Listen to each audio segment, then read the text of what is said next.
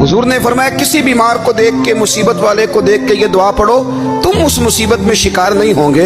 बरेली शरीफ के दाएं बाएं ताउन का मर्ज फैल गया तो आला हज़रत फरमाते हैं मेरे मुंह में भी कुछ गिल्टियां निकल आईं। तो बाज लोगों ने कहा शायद आपको भी ताउन हो गया है। आला हज़रत रहमतुल्लाह अलैह फरमाते हैं जो सबसे बेहतरीन तबीब था वो लाया गया, उसने मेरा मुंह देख के, गिल्टियां देख के कहा खो आपको तो ताउन का मर्ज हो गया है। तो आला हज़रत फरमाने लगे मुझे सारी बीमारियां लग सकती हैं, ये नहीं लग सकती।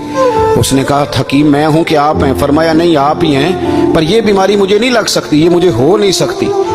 उसने इसरार किया तो आला हज़रत रहमतुल्लाह ताला अलैह उसको कहने लगे मियाँ तू जो मर्जी कर लेकिन मुझे ताउन का मर्ज नहीं हो सकता, ये बात तय है।